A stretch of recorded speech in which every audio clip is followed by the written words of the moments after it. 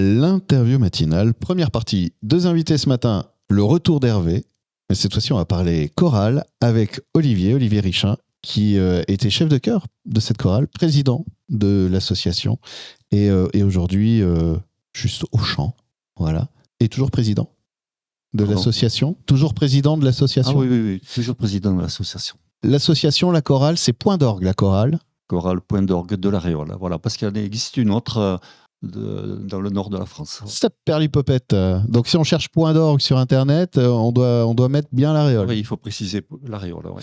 Une chorale qui a une vie qu'on va détailler un peu, une vie comme toute association riche de beaucoup d'événements, avec notamment un changement de nom donc en 2015, il y a une dizaine d'années maintenant, et une équipe qui est toujours là. Vous êtes aujourd'hui, c'est quoi, 12 choristes ? Nous sommes 12 choristes, il y a 4 sopranos, 4 altis et 4 hommes, parmi lesquels il y a une basse.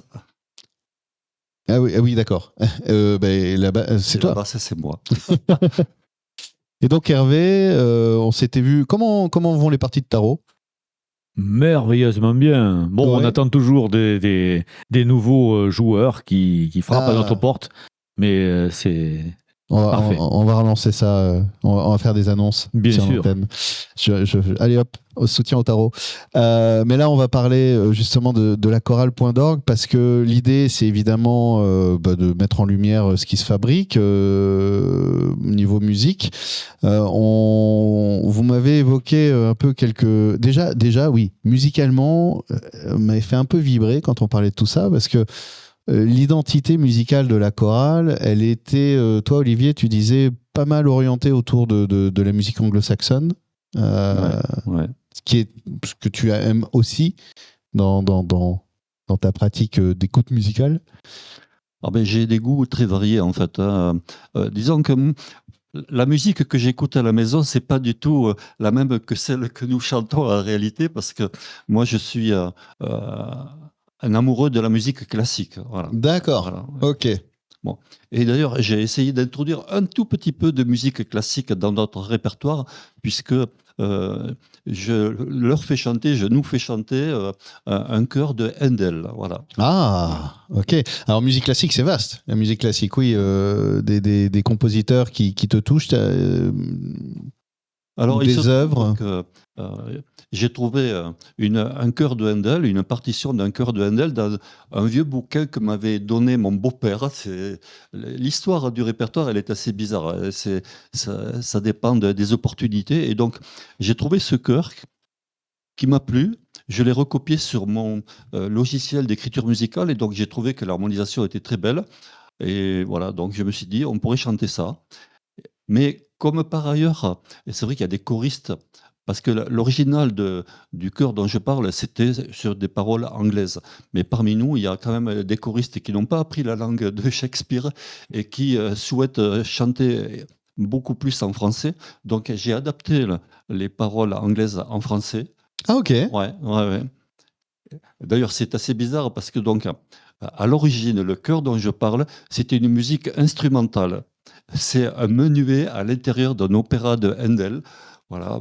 Et il y a un Anglais qui a eu l'idée d'adapter cette musique sur un poème d'un poète anglais qui s'appelle, si je me souviens bien, Longfellow.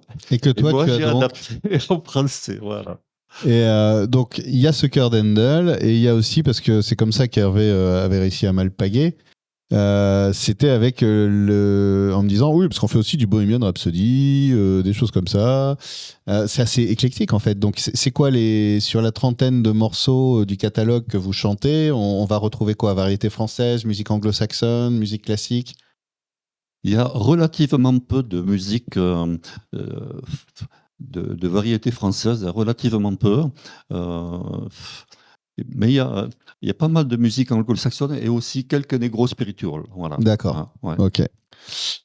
Il faut dire qu'il faut préciser une chose, c'est que depuis que Olivier a pris les choses en main, est devenu notre chef de chœur en 2015, il a décidé de nous faire chanter des choses différentes, plus de variété, plus moderne, je dirais. Moins poétique, ce qu'on faisait avant. Et je trouve que c'est très chouette. Voilà. Et je suis surpris qu'on ait des difficultés à recruter des nouvelles voix. Et d'ailleurs, c'est grâce à votre radio AREM qu'on va réussir enfin à étoffer notre groupe. J'espère, du moins. On va faire ce qu'il faut pour.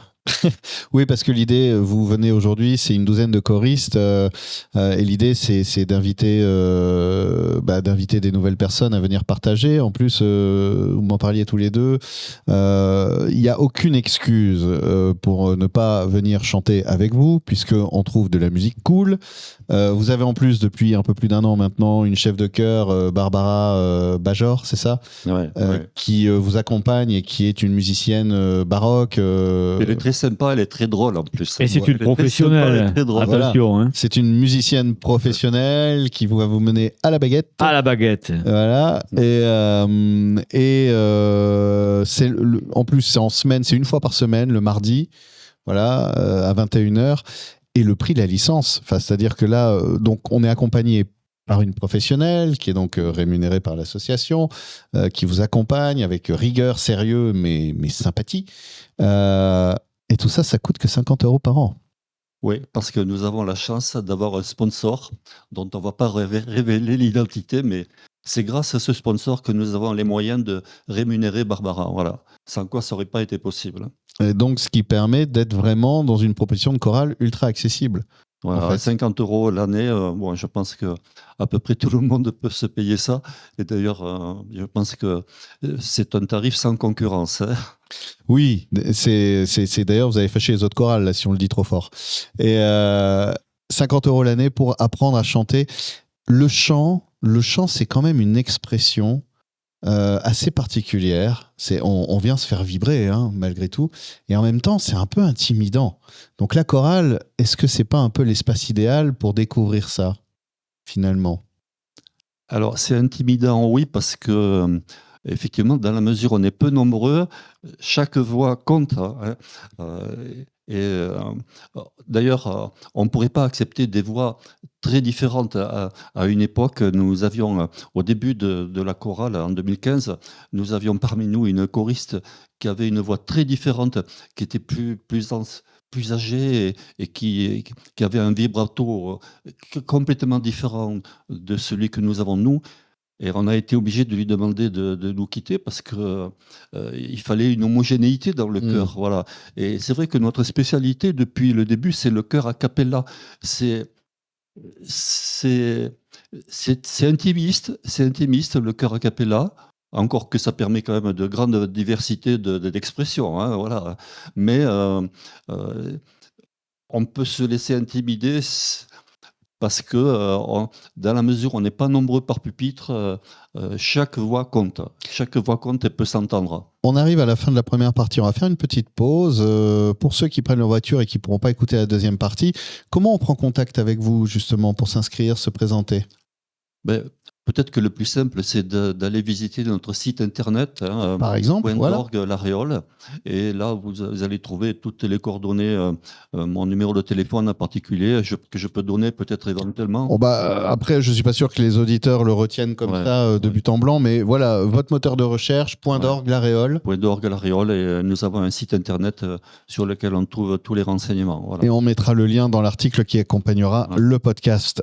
On se retrouve pour continuer à parler de ça, de parler du travail du chant notamment, et puis et de ce que chacun peut y trouver, et comment et puis de la vie de cette chorale donc qui existe depuis déjà moult décennies, et ce point d'orgue qui continue, et donc point d'orgue, vous cherchez sur internet si vous souhaitez vous renseigner un peu plus et aller chanter du Bohemian Rhapsody ou du Handel. L'interview matinale, deuxième partie, toujours en compagnie d'Olivier Richin et puis d'Hervé. Donc tous les deux, vous êtes là pour parler de la chorale Point d'orgue. On parlait de la pratique du chant. Olivier, tu parlais de se retrouver devant un pupitre. De quoi on a besoin pour venir chanter, justement ? Est-ce qu'on a besoin d'avoir déjà une culture musicale, une pratique musicale ? Non, en réalité, bon, le principal, c'est de chanter quand même juste, hein. Bon, et c'est vrai aussi que personne ne le chante parfaitement juste a cappella, donc, mais il y a quand même un minimum, hein. C'est vrai que moi, j'ai reçu des personnes qui chantaient complètement faux. C'est pas possible. Objectivement, on peut pas accepter parmi nous quelqu'un qui chante complètement faux. Voilà. Mais c'est vrai aussi que bon, le travail vocal qu'on fait semaine après semaine permet de progresser. Et donc, on ne demande pas aux candidats qui veulent nous rejoindre d'être des professionnels, bien sûr, hein. Voilà, alors, je dois donc avouer que on est obligé de faire passer une audition, parce que dans la mesure où nous sommes très peu nombreux, euh, comme je le répète, on ne peut pas accepter quelqu'un qui chante faux. Donc, je fais passer une audition avec Barbara, notre chef de chœur actuel. Et donc, mais d'ailleurs, c'est vrai que quand, par exemple, j'ai reçu un appel de 2 personnes qui voulaient rejoindre notre chorale, et je leur ai dit que je leur ferais passer une audition, et elles n'ont pas redonné, elles sont pas revenues, hein. Ah, ça peut être intimidant. Ben, oui, mais par contre, j'ai eu aussi un autre coup de fil d'une dame qui va venir nous rejoindre au mois de mars. Et alors là, j'ai pris mes précautions. Je lui ai dit, est-ce que ça vous affole si je vous dis que je vous ferai peut-être passer une audition? Et elle m'a répondu, mais non, c'est normal, c'est normal. Voilà. Ben, c'est important, je trouve ça honnête, en fait, d'accueillir avec vigilance et sérieux, en fait, pour ceux qui sont déjà là, et aussi pour ceux qui viennent, et ça évite en fait justement les personnes qui pourraient s'engager un peu sur un coup de tête, et puis au bout de 3 semaines, on les voit plus. Oui. Je peux dire qu'il n'y a pas besoin de compétences particulières. La preuve, c'est que moi-même, quand je suis entré dans la chorale, je n'y connaissais absolument rien. Bon, je chantais à peu près juste, je pense, mais vraiment, j'avais absolument aucune compétence musicale. Ça, c'est sûr. Et qu'est-ce qui a fait que tu y allais justement? Quand est-ce que tu es arrivé dans la chorale? En 76. En Ah oui. 76. Ah, donc Ouais. ça fait un petit moment là. Ouais, c'est sûr. Ouais. Et alors, Et pourquoi tu te ce que je présentes peux à ce avouer, moment-là, c'est ouais. que à la maison, on avait un piano parce que ma femme, elle avait pris des cours de piano dans sa jeunesse. Et donc, quand on s'est mariés, je lui avais acheté un piano. Et j'avais essayé de jouer du piano, mais je me suis dit non, il faut penser à 10 doigts en même temps, c'est pas possible. Je me suis dit, chanter, il n'y a qu'une chose à penser, c'est la voix. En fait, après, je me suis rendu compte que c'est beaucoup plus compliqué que ça. Mais donc, je me suis mis à chanter. Et on m'a donné donc des partitions. J'avais jamais vu une partition de ma vie, et donc j'ai eu envie de comprendre comment ça fonctionnait. Mais il m'a fallu beaucoup de temps pour arriver à comprendre, je dois dire. Et je continue d'apprendre et de progresser. Aujourd'hui, je suis presque capable de déchiffrer à vue une musique très simple, mais bon, s'il y a trop de dièses, s'il y a trop d'altérations dans l'harmonie, là, je vais être obligé de travailler beaucoup quand même pour arriver à déchiffrer. Mais voilà, on apprend. En travaillant, on apprend et on progresse. Voilà. Tu as un discours très technique, Olivier. Il ne faudrait pas que les auditeurs commencent à redouter de venir nous rejoindre. Mais on a parlé tout à l'heure de l'argent que ça coûtait, hein. C'est 50 € dans l'année. C'est accessible à tous. On n'a pas parlé de notre répertoire. On a une trentaine de chants en réserve que l'on doit connaître par cœur, si possible. Alors, il est évident que la personne qui nous écoute, qui se dit « Oh là là, bon, je vais donner 50 €, d'accord, mais alors 30 chants, mais comment je vais faire pour apprendre ça ?» Et pas de stress, on va y arriver, on y arrive tous. D'abord, c'est avoir envie de répéter chez soi.